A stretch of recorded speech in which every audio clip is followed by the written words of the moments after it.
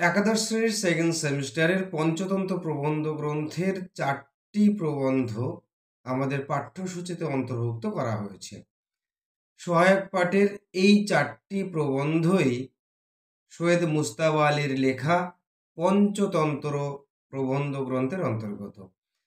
দেখো, এই পঞ্চতন্ত্র প্রবন্ধের অন্তর্গত 4টি প্রবন্ধ বই কেনা, আজব শহর কলকাতা, 25শে বৈশাখ এবং আড্ডা, এই 4টি প্রবন্ধের মধ্যে আজকে আমি তোমাদের সামনে আলোচনা করব আজব শহর কলকাতা।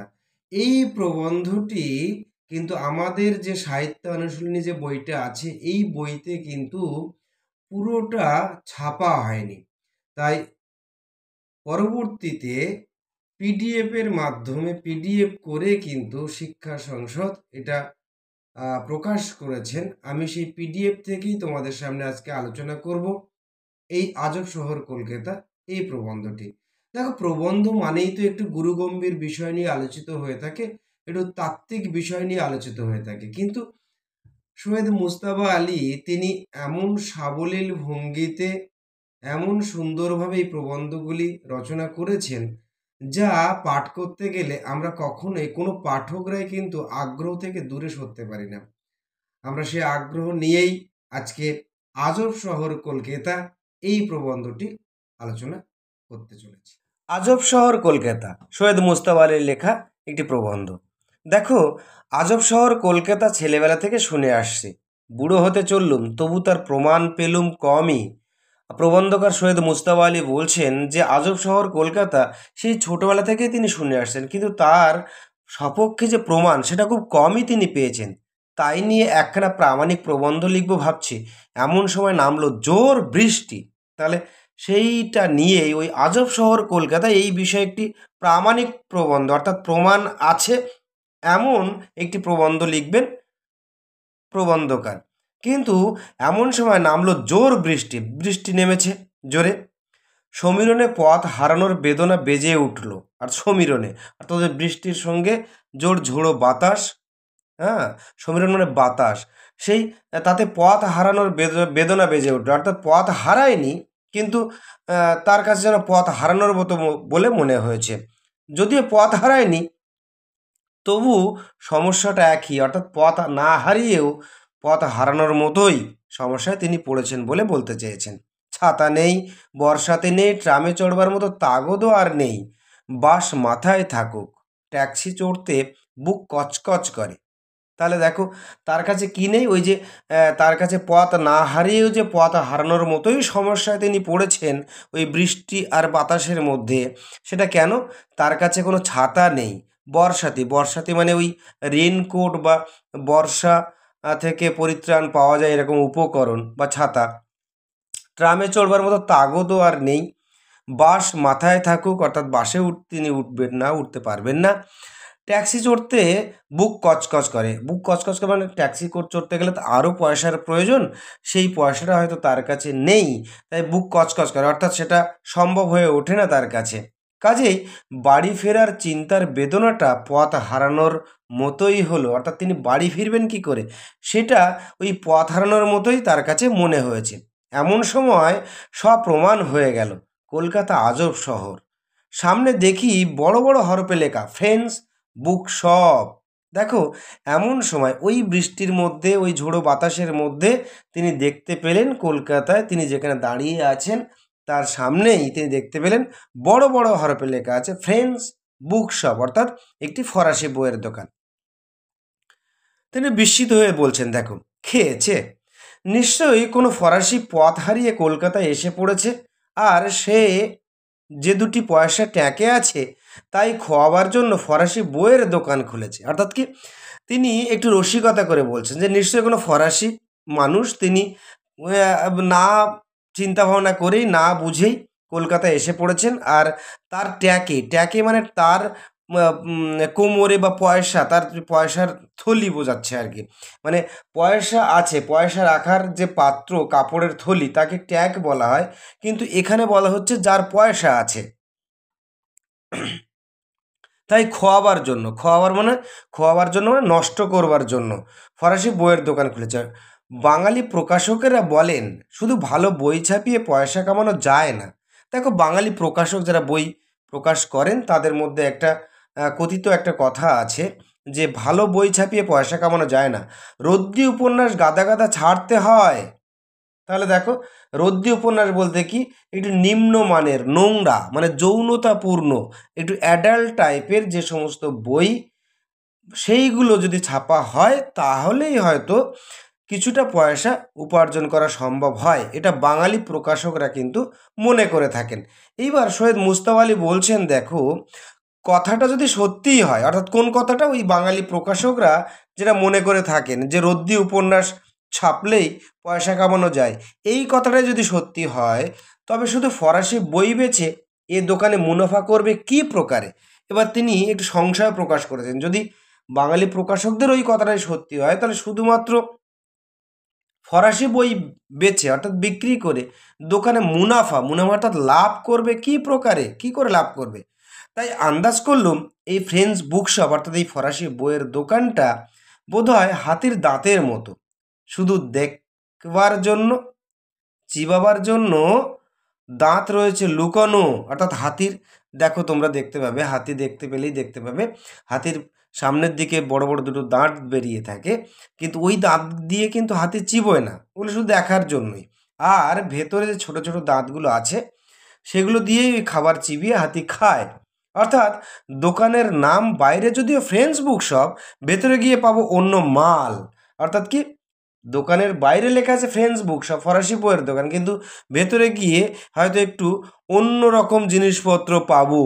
অর্থাৎ কী রকম পাবেন তিনি সেটাও কিন্তু বলে দিয়েছেন। খুশবাই, সাজের পীর, লৌধ্ররেণু, ওষ্ঠরাগ, এগুলো একটা একটা মহিলাদের প্রসাধনীর জিনিসপত্র, কিন্তু এগুলো তিনি ব্যবহার করেছেন ওই নিম্নমানের রোমান্টিক বই বোঝাতেই কিন্তু এই শব্দগুলো তিনি ব্যবহার করেছেন। খুশবাই, সাজের পীর, লৌধ্ররেণু, ওষ্ঠরাগ, এগুলোই। হ্যাঁ, এগুলো অর্থাৎ তিনি বলতে চাই নিম্নমানের রোমান্টিক বই, যেটা অ্যাডাল্ট টাইপের বই কিন্তু ওখানে গেলে পাওয়া যাবে বলে তিনি মনে করেছেন।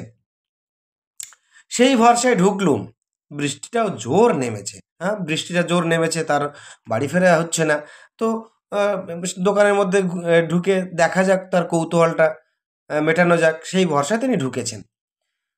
না, আজব শহর কলকাতাই বটে, শুধু ফরাসি বই বেচে লোকটা পয়সা কামাতে যায়। হ্যাঁ, তিনি গিয়েই দেখছেন, না, আজব শহর কলকাতায় বটে, তিনি শুধুমাত্র বই, ফরাসি বই বেচেই কিন্তু পয়সা কামাতে যায়। অন্য কোনো তার, তিনি যেটা মনে করেছিলেন যে উল্টোপাল্টা বই আছে সেখানে, সেটা কিন্তু নেই সেখানে। তিনি গিয়ে সচক্ষে দেখেছেন। তিনি কি দেখছেন গিয়ে? গাদা গাদা হলদে আর সাদা মলটওয়ালা এন্তার ফরাসি বই। এন্তার মানে প্রচুর, অনেক, বিরাট পরিমাণ ফরাসি বই আছে শুধু তার মধ্যে। কিছু সাজানো গোছানো, কিছু যত্রতত্র ছড়ানো। হ্যাঁ, কিছু সাজানো, কিছু আবার এখানে ওখানে ছড়িয়ে ছিটিয়ে আছে। ফরাসি দোকানদার কলকাতায় এসে বাঙালি হয়ে গিয়েছে। বাঙালি দোকানদারদের মতোই বইগুলো সাজিয়েছে টাইপ রাইটারের হরফ সাজানোর মতো করে। অর্থাৎ সিজিলটা যার জানা আছে সে চোখ বন্ধ করে ইচ্ছা মতো বই বের করে নিতে পারবে, যে জানে না তার কোমর ভেঙে 3 টুকরো হয়ে যাবে। দেখো, একটু রসিকতা করে তিনি বলছেন যে ফরাসি দোকানদার তিনি কলকাতায় এসে যেন বাঙালিদের মতো হয়ে গিয়েছেন। আর ওই বইয়ের দোকানে বইগুলো সাজিয়েছে কেমন করে, যে টাইপ রাইটারের হরফ সাজানোর মতো করে। টাইপ রাইটারের হরফ সাজানো অর্থাৎ কি, ওই যে মানে ছাপার যে মেশিন, সেই ছাপার মেশিনে যেমন করে ওই অক্ষরগুলো সাজানো থাকে, ঠিক তেমনি করেই ওই ইংরেজি হরফগুলি সাজানো আছে, এ বি সি ডি ইত্যাদি করেই যেন সাজানো আছে, পর পর সাজানো আছে। সিজিলটা অর্থাৎ ওই বর্ণক্রম অনুসারে সাজানো, সেইভাবেই যেন সাজানো আছে। হ্যাঁ, যার জানা আছে সে চোখ বন্ধ করে খুশি মতো সে বই বের করতে পারবে, কিন্তু যে জানে না তার কোমর ভেঙে 3 টুকরো হয়ে যাবে। অর্থাৎ কি, তার অনেক পরিশ্রম করে সেই বই বের করতে হবে। তোমরা নিজেরাই একটু ভেবে দেখো না, তোমার বইপত্র যেখানে সাজানো থাকে সেখানে তুমি একটা বই হঠাৎ করে গিয়েই তুমি চোখ বন্ধ করে সেই বইটা বের করে নিতে পারবে, কিন্তু যে জানে না তাকে যদি বই খুঁজে আনতে বলা হয়, নির্দিষ্ট বইটি কিন্তু তার পেতে অনেকটা সময় লাগবে। ঠিক সেই রকম, সেভাবেই ভেবে নাও বিষয়টা। এবার দেখো, ফুটফুটে এক মেম সাহেব এসে ইতিমধ্যে ফরাসি হাসি হেসে দাঁড়িয়েছেন। হ্যাঁ, সেই দোকানের মধ্যে যখন তিনি ঢুকেছেন, প্রবন্ধকার সৈয়দ মুস্তাফা আলী, একটি ফরাসি ফুটফুটে মেম সাহেব তার ফরাসি হাসি হেসে, মৃদুমন্দ হাসি হেসে তার সামনে এসে দাঁড়িয়েছেন। পরশুরামের কেদার চাটুর্যকে আমি মুরব্বি মানি।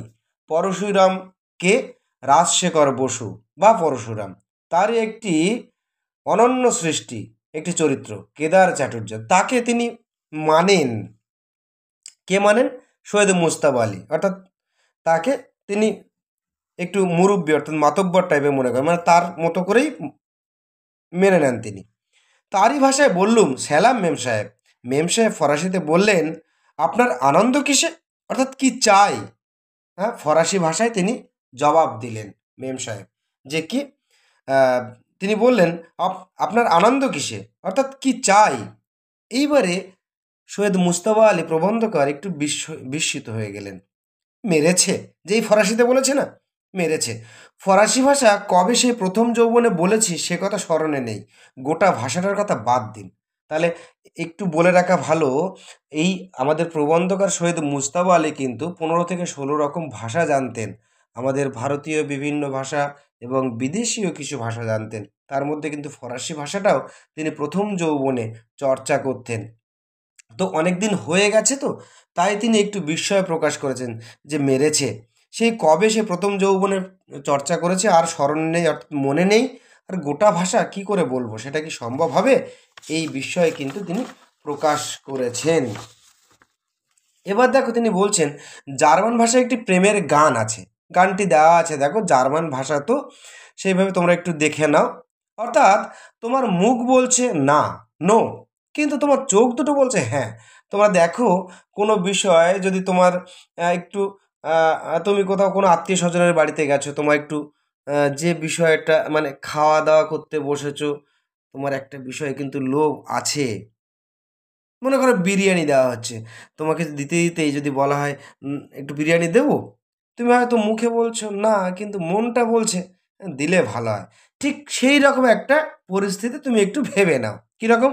তোমার মুখ বলছে না, নো, কিন্তু তোমার চোখ দুটো বলছে, অর্থাৎ তোমার মন, তোমার চোখ, হ্যাঁ, সেটা বলছে হ্যাঁ হ্যাঁ। ঠিক সেরকম ফরাসি ভাষায় প্রেমের গানের মানে এটা। কিন্তু ফরাসি জার্মানির দুশ্মন। ফরাসি জার্মানির দুশ্মন কেন? সেই দ্বিতীয় বিশ্বযুদ্ধের সময় থেকেই কিন্তু ফরাসি এবং জার্মান দুজনেই কিন্তু তারা অক্ষ শক্তি আর মিত্র শক্তিতে অবস্থান করে, সেখান থেকে কিন্তু একে অন্যকে শত্রু ভাবে তারা। ওই দুজন কিন্তু কেউ, মানে দুজন বলতে দুটি দেশ কখনো কিন্তু কেউ কাউকে সহ্য করতে পারতো না। তো তারা দুশ্মন একে অন্যের, ফরাসি আর জার্মান। জার্মান যা করে ফরাসি তার ঠিক উল্টো করাটাই যাত্রাভিমানের কৈবল্যানন্দ বলে ধরে নিয়েছে। তাহলে দেখো, জার্মানরা যা করে, যা বলে, আর ফরাসিরা ঠিক তার উল্টো করাটাই যাত্রাভিমান। যাত্রাভিমান কি মানে কি? মানে নিজের জাতির প্রতি যে আত্মসম্মান বোধ, সেটাই হচ্ছে যাত্রাভিমান। সেই যাত্রাভিমান বলে মনে করেন।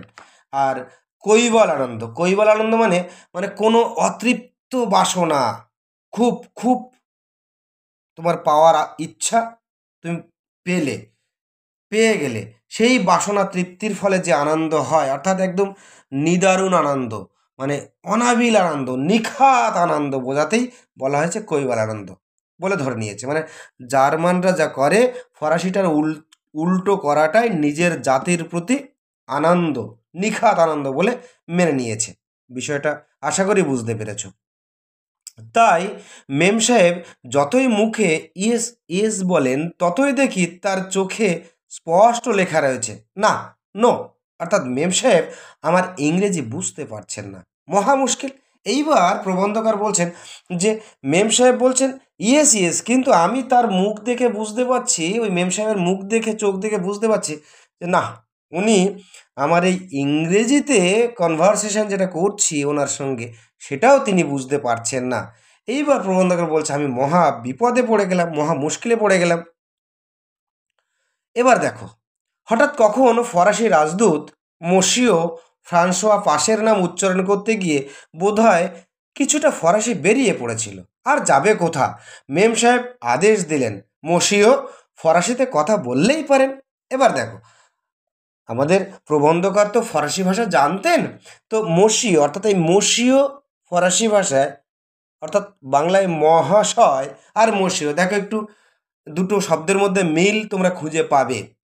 মসিও ফ্রান্সোয়া পাশের নাম। এই ফ্রান্সোয়া পাশে কে ছিলেন? একজন ফরাসি কূটনীতিবিদ ছিলেন এবং তিনি প্রথম ওই দ্বিতীয় বিশ্বযুদ্ধের কথা কিন্তু তিনি প্রথম বলেছিলেন। তো এই ফ্রান্সোয়া পাশের নাম উচ্চারণ করতে গিয়ে কিছুটা ফরাসি বের করে ফেলেছিলেন, অর্থাৎ বলে ফেলেছিলেন আমাদের প্রবন্ধকার সৈয়দ মুস্তাফা আলী। এইবারে মেম সাহেব বলছেন, মহাশয় আপনি ফরাসি বললেই পারেন। বাঙালির জাত্যাভিমানে বড্ডই আঘাত লাগলো স্বীকার করতে যে যদিও ফরাসি ভাষাটা কেঁদে কুকিয়ে পড়ে নিতে পারি। তাহলে আমি যে বাঙালি, তার যে আত্মসম্মান বোধ, সেখানে একটু আঘাত লাগলো, বড্ডই আঘাত লাগলো। কেন? যে স্বীকার করে নেব যে ফরাসি ভাষাটা একটু কেঁদে কুকিয়ে, মানে খুব একটু ধরে ধরে আর কি। হ্যাঁ, তোমরা বাংলা ভাষাটা খুব ফ্লুয়েন্টলি পড়ে নিচ্ছ, কিন্তু যদি একটি হিন্দি লেখা তোমার সামনে দেওয়া হয়, তাহলে তুমি যেমন বানান করে করে পড়বে, ঠিক তেমনি বোঝাতেই বলা হয়েছে কেঁদে কুকিয়ে পড়ে নিতে পারি। বলতে গেলে আমার অবস্থা ডডডং হয়ে দাঁড়ায়। এটা খুব একটা ইন্টারেস্টিং ব্যাপার। এই ডডডং শব্দটি কোন জায়গা থেকে এসেছে দেখো। কলকাতা পথে একটা জায়গায় লেখা ছিল, বাংলায় লেখা ছিল ৬৬ দন্তান্নে অনুস্বার, অর্থাৎ বাংলায় সেটা হবে কি ৬৬ নম্বর।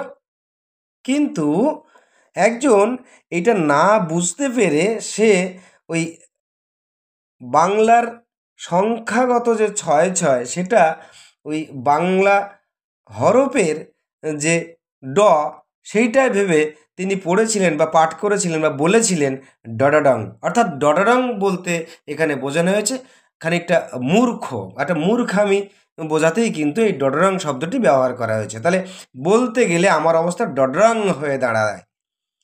ভাবলুম দুগ্গা বলে ঝুলে পড়ি। দেখবে তোমরা কোনো কিছু পারছো না, একটু হতাশা আছে, পারবো কি পারবো না এরকম একটা মনোভাব যখন তোমাদের মধ্যে থাকে, যা হবে হবে করে দিত, অর্থাৎ দুগ্গা বলে ঝুলে পড়ি। তিনি মনে করছেন সৈয়দ মুজতবা আলী। এই মেম সাহেব যদি কলকাতার বুকে, তিনি এবার দেখো উৎসাহ খুঁজছেন সৈয়দ মুজতবা আলী। কীভাবে? এই মেম সাহেব যদি কলকাতার বুকে এর উপর বসে বাংলা এমনকি ইংরেজিও, তাহলে তিনি এই কলকাতার বুকের উপরে বসে ব্যবসা করছেন, তিনি বাংলাও জানেন না এমনকি ইংরাজিও জানেন না। না বলতে পারে, তবে আমি ফ্রান্স থেকে হাজারো মাইল দূরে দাঁড়িয়ে টুটি ফুটি ফরাসি বললে এমন কোন বাইবেল অশুদ্ধ হয়ে যাবে?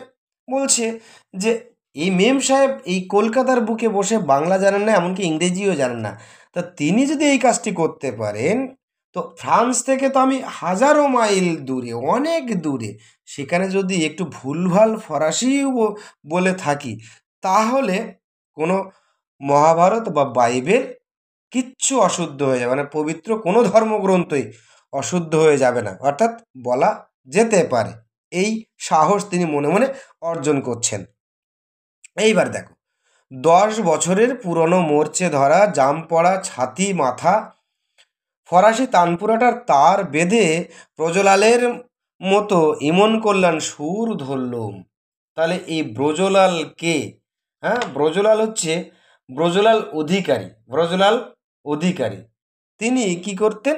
তিনি ওই তিনি যে গান ধরতেন, অর্থাৎ তার যে রাজা প্রতাপ রায়ের রাজসভায় তিনি গান গাইতেন, সভাকবি হিসেবে নিযুক্ত ছিলেন, এবং সেই জন্য যে তিনি এইখানে বোঝাতে চেয়েছেন যে অনেক বছরের আগেকার অভ্যাস করা সেই ফরাসি শব্দগুলো আবার মনে করে করে তিনি বলার চেষ্টা করছেন। তাই বলছেন যে ওই 10 বছরের পুরনো মরচে ধরা জাম পড়া তানপুরা অর্থাৎ বাদ্যযন্ত্র।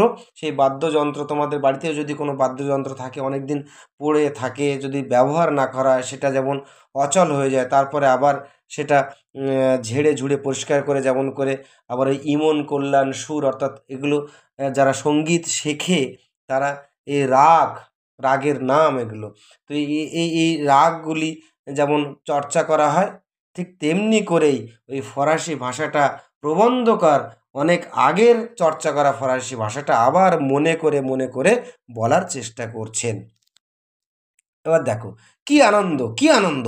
মেম সাহেবও বুড়ো রাজা প্রতাপ রায়ের মতো, এই রাজা প্রতাপ রায়ের রাজসভা অলঙ্কৃত করেছিলেন কে, সভাকবি ছিলেন কে, এই ব্রজলাল অধিকারী, ব্রজলাল অধিকারী যার নাম, তাকে যেমন প্রশংসা করতেন, এই ফরাসি মেম সাহেবও আমাকে এই ফরাসি ভাষা বলার জন্য প্রশংসা করছেন। আমার ফরাসি শুনে কখনো আহাহা, বাহা বাহ বাহা বাহ বলেন, কখনো গলা ছাড়িয়ে গান গাহ বলেন, অর্থাৎ তিনি প্রশংসা করছেন। এই হলো ফরাসি জাতটার গুণ। হাজারো দোষের মধ্যে একটা কিছু ভালো দেখতে পেলেই প্রশংসায় পঞ্চমুখ হয়ে ওঠে। ফরাসি জাতটার এটা গুণ যে অনেক দোষের মধ্যে, অনেক ভুল ত্রুটির মধ্যে যদি একটু গুণ খুঁজে পায় তাহলে তার প্রশংসা করতে থাকেন। আমাকে আর পায় কে, অর্থাৎ প্রবন্ধকার বলছেন আমাকে আর পায় কে, মানে তিনি একটু গর্ব অনুভব করছেন যখন প্রশংসা পাচ্ছেন ওই ফরাসি মেম সাহেবের কাছ থেকে। আপনাদের আশীর্বাদে আর শ্রীগুরুর কৃপায় তখন ব্যাকরণকে গঙ্গাযাত্রায় বসিয়ে উচ্চারণের মাথায় ঘোল ঢেলে চালালুম আমার ধেনুমার্কা ফরাসি শ্যাম্পেন। অর্থাৎ দেখো খুব খুব খুব ইন্টারেস্টিং। কীরকম বলছে যে ব্যাকরণ অর্থাৎ ভুল ভাল যা আসে মনে ফরাসি, কি হবে কি না হবে অত কিছু না ভেবে, তাই বলছেন ব্যাকরণকে গঙ্গা যাত্রায় বসিয়ে উচ্চারণের মাথায় ঘোল ঢেলে। দেখো আমরা বাঙালি, আমরা যদি একটু হিন্দি উচ্চারণ করতে যাই তাহলে আমরা কিন্তু বাঙালি হিসেবে যে হিন্দি উচ্চারণটা করছি এটা কিন্তু বোঝা যায়। ঠিক তেমনিভাবে উচ্চারণের মাথায় ঘোল ঢেলে অর্থাৎ উচ্চারণ ফরাসির মতো করে না করে যা আমার মনে আসছে, আমার ধেনো মার্কা, এই ধেনো মার্কা অর্থাৎ কি দেশি, একটু দেশি কায়দায় আর কি, হ্যাঁ। আর ফরাসি শ্যাম্পেন অর্থাৎ ফরাসি ভাষা, শ্যাম্পেন অর্থাৎ উচ্চমানের মদ যেটা আঙুর দিয়ে তৈরি হয়, সেই ফরাসি ভাষাকে বলা হয়েছে। সেই ফরাসি ভাষা তিনি বলতে থাকলেন দেশি কায়দায়। মেম সাহেব খুশ অম্বতর, অর্থাৎ মেম সাহেব তাতে খুব খুশি হলেন এবং আমিও খুশি হয়ে গেলাম। দেখো তারপরে কি বলছেন, অতি সযত্নে তিনি আমার বইয়ের ফর্দ টুকে নিলেন। হ্যাঁ, ওই যেহেতু ফরাসি ভাষায় তিনি কনভারসেশন করেছেন ওই ম্যাডামের সঙ্গে, ফরাসি ম্যাডামের সঙ্গে, তাই তাকে অতি সযত্নে তিনি যে বইগুলো চেয়েছেন ফর্দ টুকে নিলেন। বই আসামাত্র আমায় খবর দেবেন সে ভরসাও দিলেন। সঙ্গে সঙ্গে সাত সমুদ্র ১৩ নদীর এপারে বিদেশির সঙ্গে মাতৃভাষায় কথা কইতে পাওয়ার আনন্দে সুখ দুঃখের দু চারটে কথাও বলে ফেললেন। ওই ভদ্রমহিলা, ফরাসি ভদ্রমহিলা, তিনি কিন্তু ওই নিজের মাতৃভাষা অর্থাৎ ফরাসি ভাষায় এই বিদেশে এসেও কারোর সঙ্গে কনভারসেশন করতে পারলেন, কথা বলতে পারলেন। সেই আনন্দে কিন্তু নিজের ব্যক্তিগত কিছু কথাও কিন্তু দু চারটে বলে ফেললেন। মাত্র ৩ মাস হলো এদেশে এসেছেন। দেখো এই ভদ্রমহিলা কিন্তু খুব কম দিনই কলকাতায় এসেছেন, মাত্র ৩ মাস এসেছেন। তাই ইংরেজি যথেষ্ট জানেন না, তবে কাজ চালিয়ে নিতে পারেন। তাই তিনি ইংরেজি জানেন না, শুধু কাজ চালিয়ে নিতে পারেন। বইয়ের দোকান তার নয়, এক বান্ধবীর। তাহলে বইয়ের দোকানটা তার নয়, তার এক বান্ধবীর। তার অনুপস্থিতিতে শুধুমাত্র ফরাসি ভাষা ও সাহিত্যের প্রচার কামনায় দোকানে বসেছেন। তাহলে ওই বইয়ের দোকানটা তার নয়, যে ফরাসি ভদ্রমহিলার কথা এতক্ষণ আলোচনা হচ্ছে, তার নয়, তার বান্ধবীর দোকান। তিনি যখন থাকেন না তার অনুপস্থিতিতে শুধুমাত্র ফরাসি ভাষা ও সাহিত্য প্রচার করার জন্য তিনি এই দোকানে বসেন। তুলসীদাস বলেছেন পৃথিবীর কি অদ্ভুত রীতি। তুলসীদাস কে ছিলেন? তুলসীদাস ছিলেন রামচরিত মানস গ্রন্থের রচয়িতা। তোমরা ইতিহাসে পড়েছো এটা। তো তিনি বলেছেন পৃথিবীর কি অদ্ভুত রীতি। খুব ইন্টারেস্টিং বিষয়টা, একটু দেখো, মন দাও। সুড়ি দোকানে জেকে বসে থাকে আর দুনিয়ার লোক তার দোকানে গিয়ে মদ কেনে। সুড়ি অর্থাৎ যে মদ বেচে, মদ বিক্রি করে, তো সে দোকানে একদম জাঁকিয়ে বসে থাকে, তাকে মদ বিক্রি করার জন্য খুব একটা কষ্ট করতে হয় না। দুনিয়ার লোক সেখানে জড়ো হয়, দিয়ে মদ কেনে। মদ স্বাস্থ্যের পক্ষে খাওয়া খুবই ক্ষতিকর এবং বিধিসম্মত সতর্কীকরণ করছে তোমরা কেউ কোনো নেশাই করবে না। তো যাই হোক, তো সেটা স্বাস্থ্যের পক্ষে ক্ষতিকারক একটি দ্রব্য, আর মাদক বা মদ, সেটা কেনার জন্য শুঁড়ির কাছে যায় মানুষেরা, কিন্তু যেটা সুষম খাদ্য দুধ, সেটা কেনার জন্য কিন্তু ওই দুধওয়ালাকে বাড়ি বাড়ি হেঁটে হেঁটে পরিশ্রম করে দুধ পৌঁছে দিয়ে আসতে হয়। তাই দেখো তিনি বলছেন, ওদিকে দেখো দুধওয়ালাকে ঘরে ঘরে ধর্না দিয়ে দুধ বেচতে হয়, অর্থাৎ ঘরে ঘরে ধর্না দিয়ে গিয়ে গিয়ে গিয়ে দিয়ে আসতে হয় যে দুধ সুষম খাদ্য, সেটা ভালো, খাওয়ার পক্ষে স্বাস্থ্যের পক্ষে ভালো। সেই দুধটা বিক্রি করতে গিয়ে দুধওয়ালাকে লোকের বাড়ি বাড়ি কষ্ট করে করে যেতে হয়। কি অদ্ভুত বিষয় না? বুঝলুম কথা সত্যি। এতদিন পৃথিবীর লোক প্যারিসে জড়ো হতো ফরাসি বেচবার জন্য, সে কথা থাক। ইতিমধ্যে একটি বাঙাল ছোকরা দোকানে ঢুকে জিজ্ঞাসা করলো কমার্শিয়াল আর্ট সম্বন্ধে কোনো বই আছে কিনা। তাহলে তিনি বইয়ের দোকানে আছেন, তিনি বই দেখছেন। ইতিমধ্যে একটি বাঙাল ছোকরা, অর্থাৎ আমাদের বাংলা ভাষী একজন ছোকরা, অর্থাৎ কম বয়সী ছেলে, সে দোকানে গিয়ে বলল যে কমার্শিয়াল আর্টের কোনো বই আছে কিনা, কমার্শিয়াল আর্ট আর্ট অর্থাৎ কি বাণিজ্যিক শিল্পের কোনো বই আছে কিনা ফরাসি ভাষায়, সেটা খুঁজলো। প্রবন্ধকার খুব আনন্দ পেলেন। কি বললেন দেখো, আমার মনে বড় আনন্দ হলো, বাঙালি তাহলে বেশ খানিকটা এগিয়ে গিয়েছে। অর্থাৎ আমরা বই কেনা প্রবন্ধে কিন্তু এই সম্বন্ধীয় কিছু তথ্য আমরা পেয়েছি। এই বাঙালির বই পড়া সম্বন্ধীয় যে অনীহা তিনি সেখানে কিন্তু উল্লেখ করেছেন। তাই তিনি আনন্দ পেলেন কি বাঙালি বেশ খানিকটা এগিয়ে গিয়েছে, ফরাসি ভাষায় কমার্শিয়াল আর্টের বই খুঁজছে। হ্যাঁ, খুব আনন্দের কথা তার কাছে। ততক্ষণে আমি একটা খাসা বই পেয়ে গিয়েছি। হ্যাঁ, ওই প্রবন্ধকার খুঁজতে খুঁজতে খুঁজতে গিয়ে একটা তার পছন্দের ভালো একটি বই পেয়েছেন তিনি। সেই বইটা কি দেখো, নুরেমবার্গের মকদ্দমায় যেসব দলিল দস্তাবেজ পাওয়া গিয়েছিল তাই দিয়ে গড়া হিটলার চরিত্র বর্ণন। তিনি কোন বই পেয়েছেন? নুরেমবার্গ। নুরেমবার্গ কি জার্মানির একটি বিখ্যাত শহর, যেখানে ওই হিটলারের বিচার প্রক্রিয়া চলেছিল। তো এই বিচার প্রক্রিয়া চলার যে তথ্য সম্মিলিত যে বই, যার নাম হিটলার চরিত্র বর্ণন, সেই বইটি প্রবন্ধকার পেয়েছেন। তার খুব প্রিয় বই।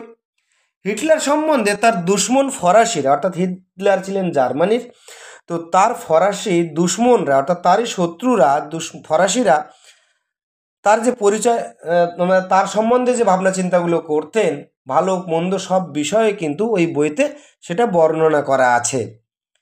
এই বইখানার পরিচয় আপনাদের দেব বলে লেখাটা শুরু করেছিলুম।